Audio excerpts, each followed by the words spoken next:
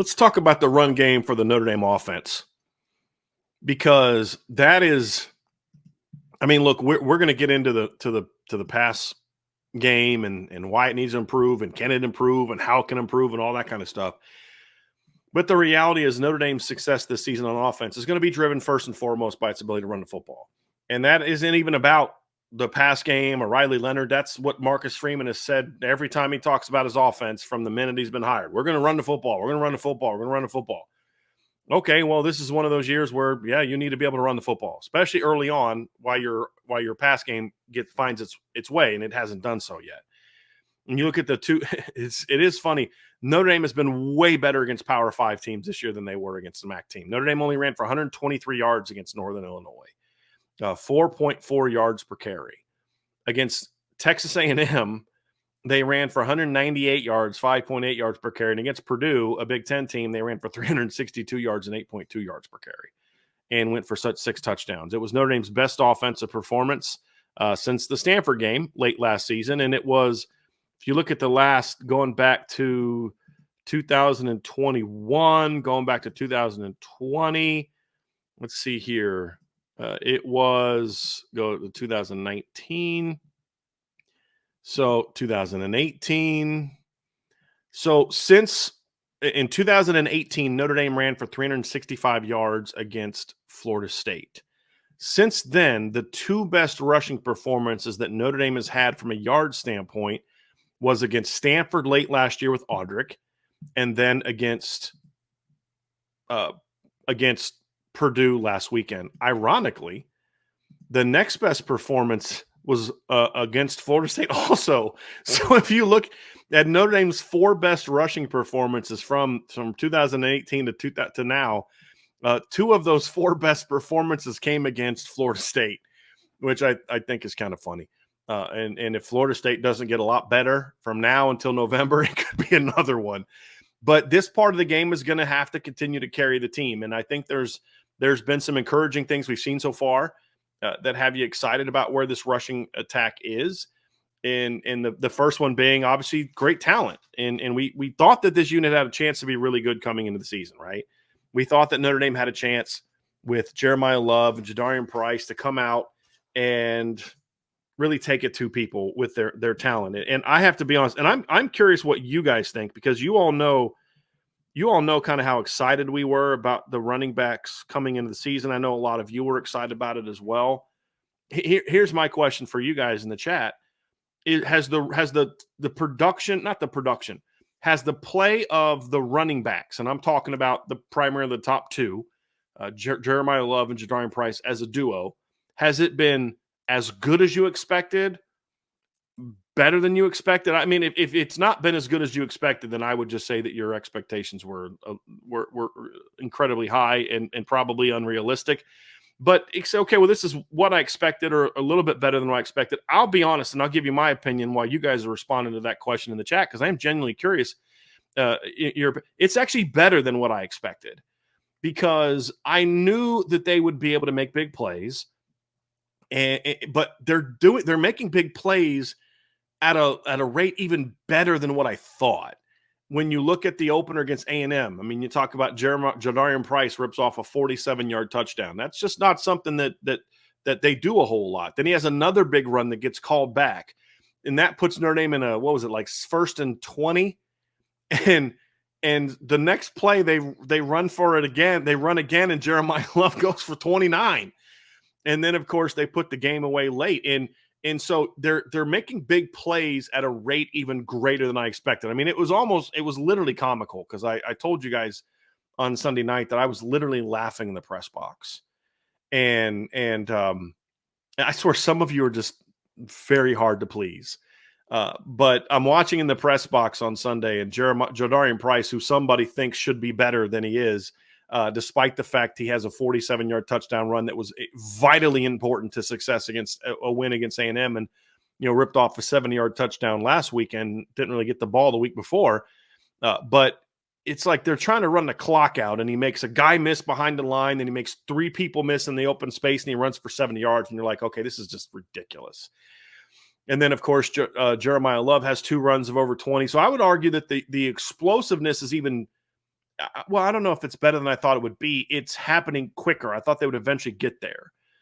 Uh, but the part that's been the bigger surprise for me is how efficient Jeremiah Love has been as a runner. And he hasn't been perfect by any stretch of the imagination. He's had some missed cuts, and I think early against A&M he was rushing a little bit. And since then, I think he settled down. We saw it in the fourth quarter of that game. He really settled down, sticking with his reads. And we saw it against Purdue. What I loved from him against Purdue was he was okay just sticking his foot in the ground and I'm going to get 4.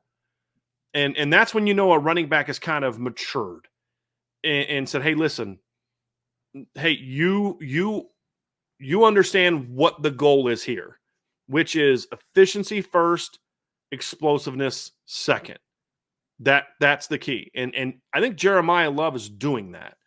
He has got to do a better job of early in games seeing some of those holes. But again, better and better and better. When you look at Jadarian Price, he's been a victim of bad luck a little bit at times, where a lot of the tackles for loss that have been given, some of the free run-throughs have happened when he's in the game, where he's getting a handoff, and as soon as he's getting a ball, he's getting hit.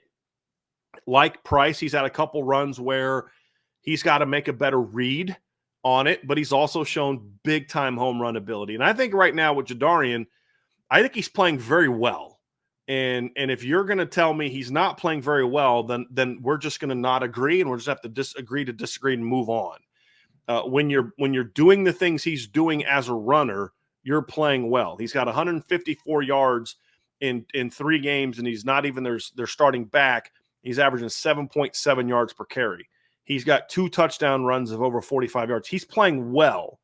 I think he's the guy that can be even better. So if you're going to say, hey, I think Jadarian can be even better, totally agree. If you're going to say he's not playing well, I think you're mistaken.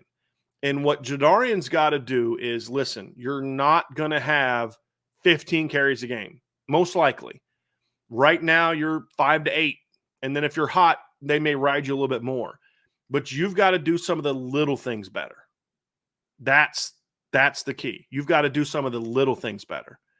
And if he can do that, that makes him even more dangerous. But right now, he's in the game, 5 carries a game with the thought of he's got to hit a home run, right? And he's going to hit a home run. And he's playing too much to that, I think.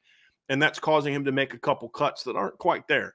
But he's still playing at a very high level. And as a duo through 3 games, Jadarian Price and let's see, I'm going to add it up. It's 279 plus 154. Jeremiah Love and Jadarian Price through 3 games have combined for 433 rushing yards and 5 touchdowns. So if you kind of push that forward for an entire season, that's 1,876 yards between the 2 of them, which is about 100 more than what Audric Estime and Logan Diggs combined for 2 years ago, because they were at I think 17. I think it's like 1780, 1790, something like that. And so when you look at Jeremiah right now, Jeremiah is on pace for. Okay, let's see here. Jeremiah is right now, and when I say on pace, it's the 12+1 situation. He's on pace for 1,209 rushing yards, and Jadarian is on pace for 667 rushing yards. So, and he's going to have some big games coming up here as well. So I'm surprised at how good they've been. And the fun thing is, I think the run game can get a lot. And of course, Riley Leonard's providing a lot in the run game. He's got 179 yards through 3 games. If you look at what he has done so far this season, Riley Leonard as a runner, he's on pace in a 12+1 situation to run for 776 yards.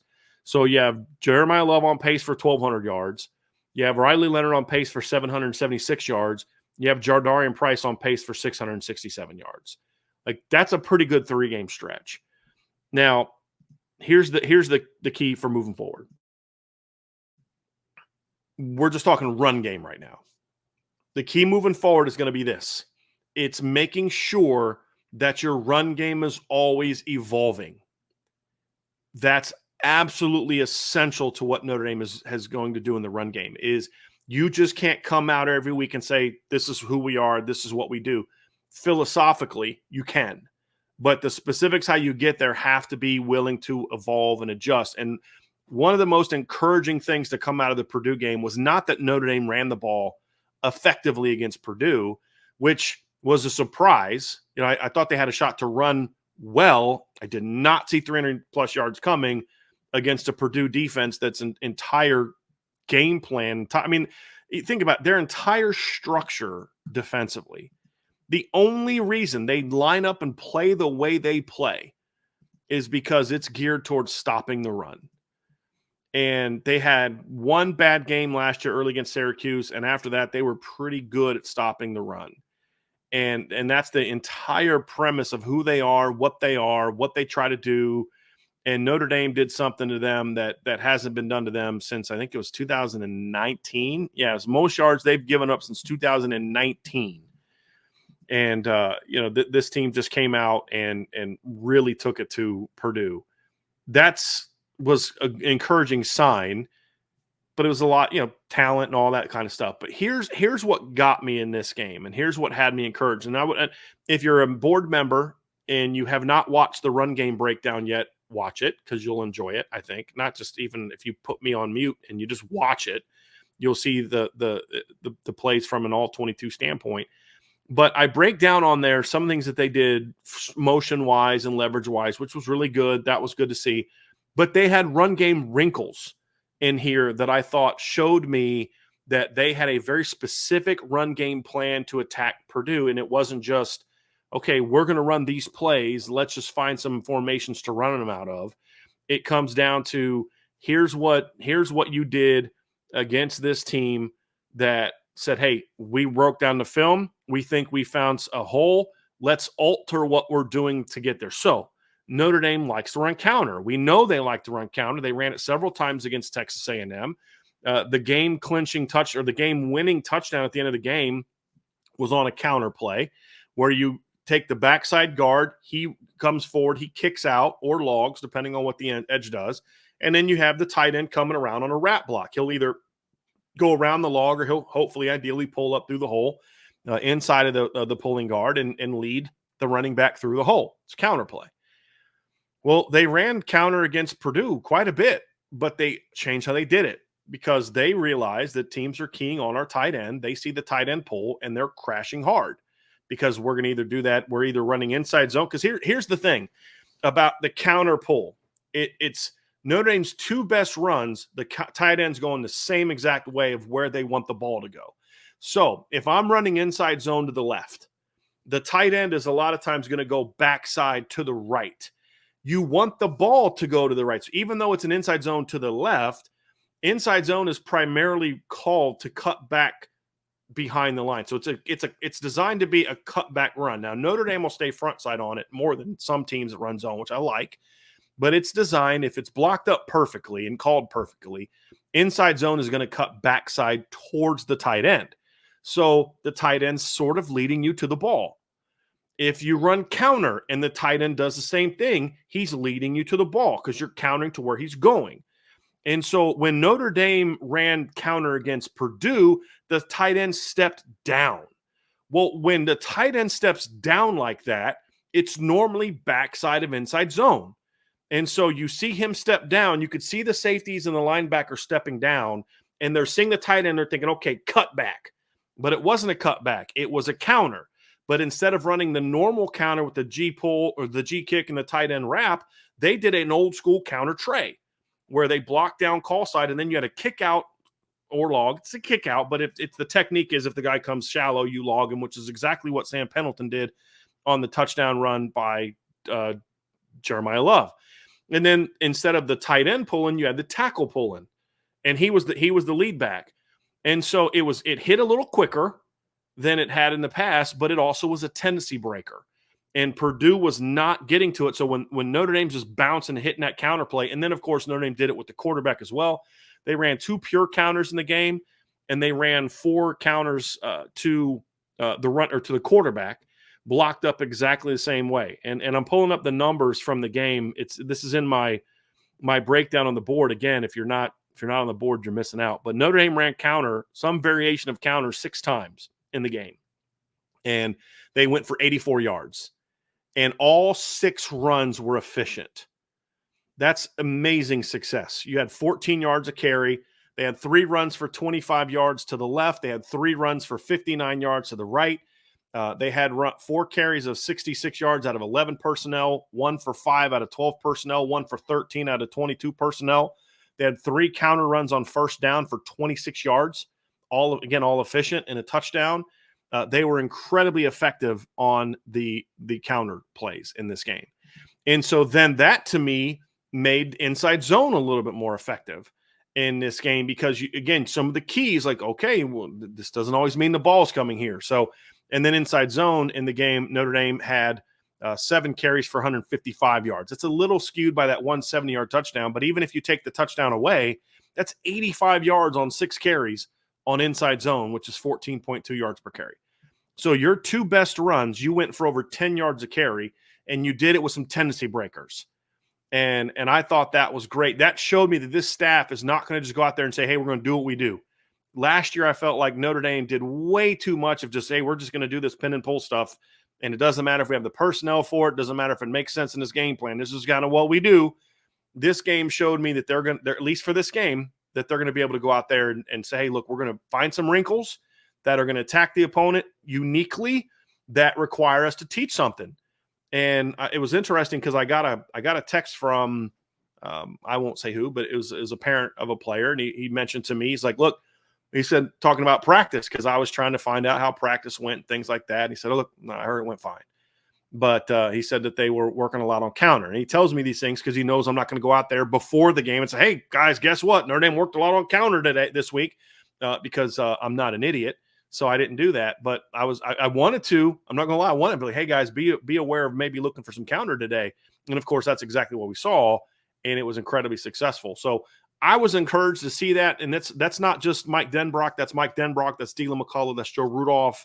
That's the whole staff kind of getting together saying, hey, this is what we do now. Let's go practice it and rep it, because it's one thing to say, okay, on the chalkboard, this looks good. I think we can do this.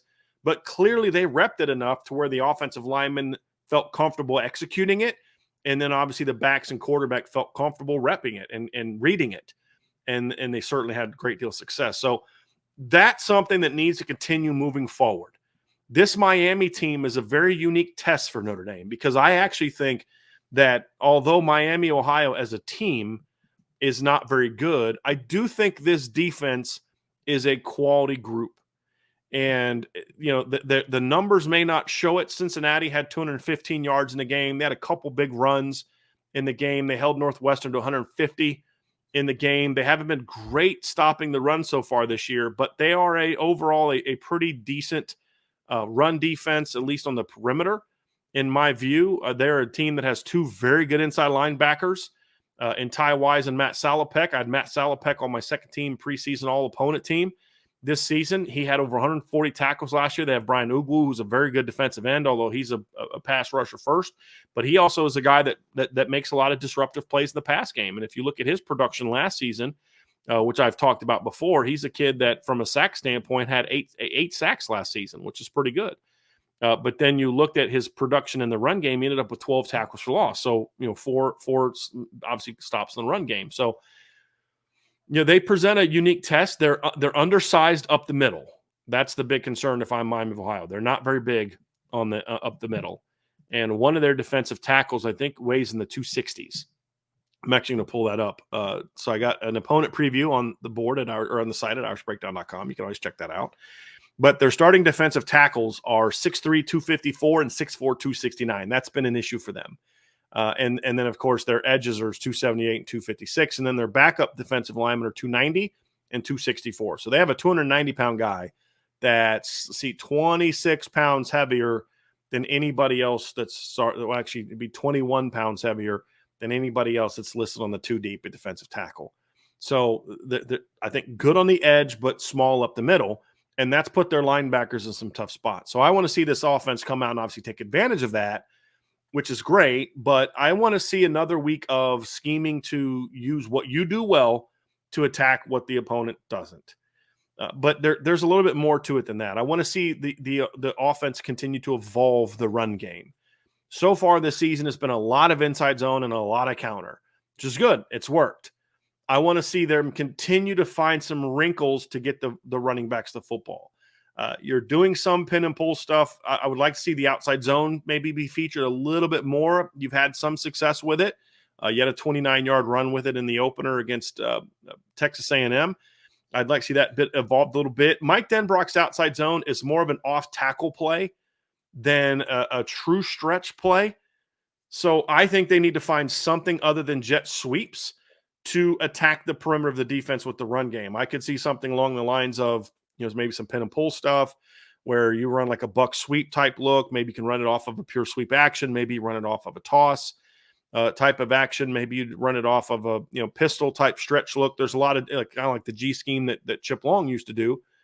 There's a lot of different ways you do it, but I would like to see a little bit of an evolution in that regard, and I would like to see a little bit more misdirection from the run game as it continues to evolve. And now what I mean by misdirection is not counter, because Notre Dame's counter play is not really a true misdirection because of how they run it in the backfield action. It's more of a step down, follow. It's almost like it's counter because of how it's blocked, but it's almost more like power than it is counter. It's not blocked the same way as power, but it kind of hits similarly. And power and counter are, power, old school power. You get a front side kick out, down blocks, front side kick out.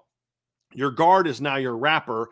And then your backside tackle kind of has a gap hinge block, right? Protect B gap, nothing comes. You make sure you protect the outside. And so it's a kick and a wrap, right? That's what counter is. Counter is a kick and a wrap. It's just usually it's both coming from backside, but you don't have sort of that misdirection backfield action on the way Notre Dame runs counter. It's fine. It works out really well. You don't have to do it out of shotgun.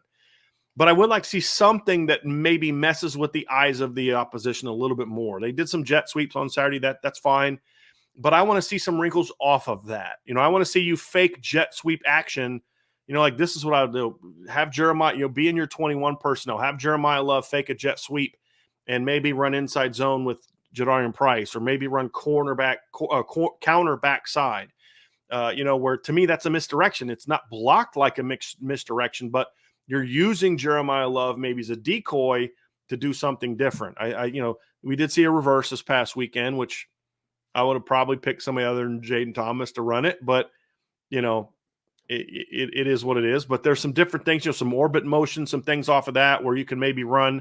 To me, this isn't a misdirection, but it's just something to kind of mess with the reads of the defense where you have Jeremiah Love going in orbit motion, and then, maybe you run read zone off of it and read that backside guy for the give pull, or read that flat defender if you're going to pull and throw it right away, or whatever the case may be. But I think those are some things that I would like to see a little bit of an evolution moving forward. I'm good with what they've done so far. Just so we're clear, I'm good with what they've done so far. You can't throw everything in the kitchen sink in the first 3 games. It's an evolution of your run game. You have to establish your base first. And I think Notre Dame's done a good job of that. Inside zone counter, that's their base. They're going to run a couple little things off of that. You look at this past game and you look at what Notre Dame's done. Let me pull up the run game breakdown here and give you a look at that. But so if you look at this past weekend's game, for example, against Purdue, and you look at what Notre Dame did in the run game, they ran inside zone and some form of counter 13 times. Now, when I give these numbers, this is what they did with the first team offense, just so you're clear. I took out what happened with the backups because I don't think that gives you a true indication of how effectively you're running that play.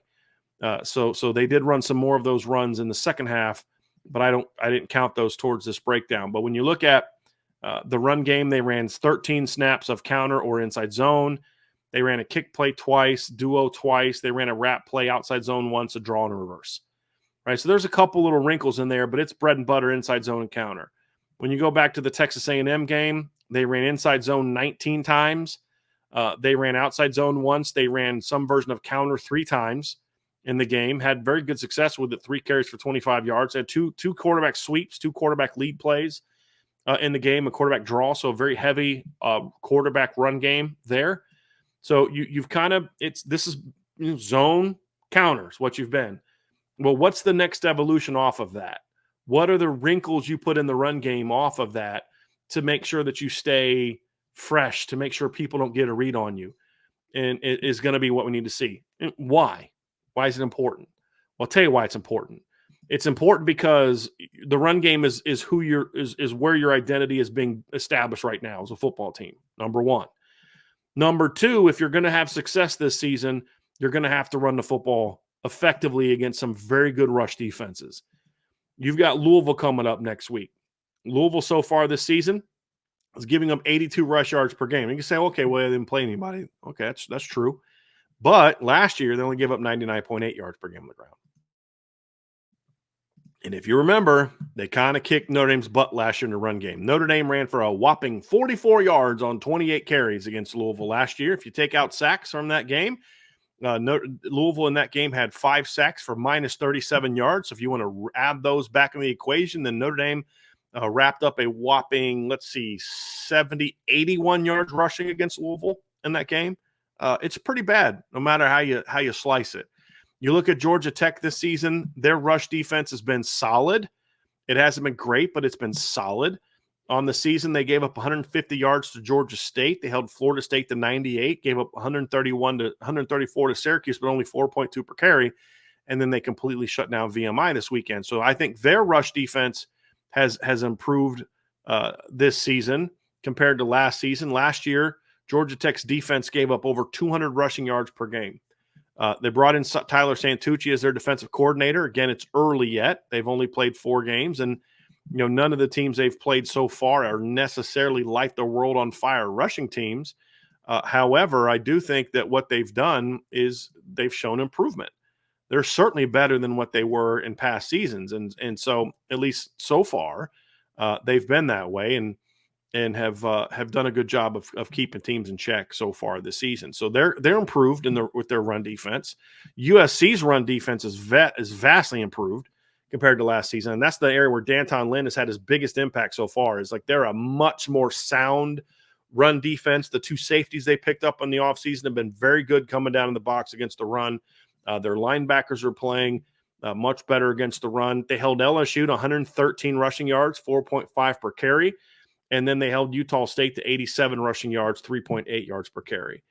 And now the competition is obviously going to get ramped up a little bit. But, Utah State, who they held to 87 rushing yards, 3.8 per carry, they had 303 yards rushing in the opener against Robert Morris. And this past weekend, in a loss to Utah, they ran for 140 and 4.1 yards per carry. Well, we know Utah's good run defense. USC shut down them way more effectively than what Utah did in that game. So USC's rush defense is certainly better. And then also, so far, Navy's run defense has been pretty good so far. It's against Bucknell and Temple. I get it, but they've certainly improved. And then Army's rush defense this season has been pretty good as well. They're only giving up 167 yards per game. Again, I get it. It's not against very good football teams, and Lehigh did go for a decent number of yards, but they completely shut down Florida Atlantic run defense. And so when I look at the remaining schedule, when you think of what are the 3 quote-unquote big games, it's Louisville, it's Georgia Tech, and it's USC. Those are the 3 remaining big games. All of those teams so far this season have been very good slowing down or shutting down the run. Notre Dame's going to have the ability to adjust, adapt, evolve with their run game in order to keep this going, because teams, especially if the pass game doesn't show more growth. They showed growth Saturday against Purdue. There's no doubt about it, but more is needed, and I'll get into that next if they're going to get to the point where this team has a chance to really to take that step. So I want to see more from the Notre Dame run game. I love the start so far. You're going to have to do this with down 2 starters, well, 3 starters, but 2 from what you had the first 3 games. You lost arguably your 2 most talented offensive linemen, arguably because I think you can make a case that Emil Wagner is in that conversation, but arguably your 2 most talented. I think certainly your 2 best so far this season in Ashton Craig and Billy Schrauth. Hopefully Billy Schrauth's able to come back. If not, then you're riding Rocco Spindler and Pat Coogan the rest of the year. Well, they were part of the problem last year, especially Pat Coogan. I thought they handled themselves relatively well. Now it's about, okay, now let's take that next step. You need Coogan to be better. I think center fits him. You need Billy Rocco Spindler to be better. Thought he handled himself relatively well in the game on Saturday, kind of being thrust into that moment. Now you're the starter. Now's your chance to kind of go out there and show, hey, I should have been starting to begin with. I should have been the left guard to start the season with, if that's your feeling. And now you get a chance to go out there and shine. And so you're going to need those two guys to play at a high level. You're going to need Sam Pendleton to keep doing what he's doing, just clean up some things. Anthony Knapp's been very good in the run game so far this season. Some things to clean up. And then Emil is coming off his best game of the season as a run blocker. So certainly trending in the right direction if they can just make sure that Coogan and Spindler can handle themselves and go out there and thrive. So evolution I want to see, finding ways to make sure that you're being fresh so that way your run game is going to be able to not only dominate the inferior opponents, but that you can still find ways to run the ball on Louisville next week, so that you can still run the ball on Georgia Tech, so you can still run the ball on Florida State, who is a hot mess right now. But if they haven't had guys quit by that time in the season, that's a game where some of those guys are going to want to put that stuff on film for the NFL against Notre Dame, and you never know what version of Florida State's going to show up for that game. They could quit, or they could say, hey, look, this is our chance to salvage something, to put some film on for NFL teams and blah, blah, blah, blah, blah. So we'll see how that goes. But certainly talented guys there, just playing with no heart right now. And then, of course, you've got USC at the end of the year in what is going to be a very, very big game for Notre Dame. So a lot to still get to. As good as it's been, there's room for it to be even better. And I think that it can be better. It certainly can be better. And also, Florida State's rush defense did improve a lot against Memphis. They held Memphis to 65 rushing yards this past weekend. Memphis rushed for 211 the week before against Troy. So at least a step in the right direction for the Seminoles. Defensively, their offense is still an absolute train wreck right now. Just flat out, just garbage. Right now, Florida State's offense so far this season has rushed for 156 yards as an offense the entire season. Like, not 156 yards per game, which would be very mediocre. I mean, they've literally rushed for 156 yards combined in 3 games. Think about this. Notre Dame's number 3 leading rusher, Jadarian Price, only has 2 fewer yards on the season than Florida State's entire team through 3 games. That's rough. That's very rough. So that's what I want to see from the Notre Dame run game.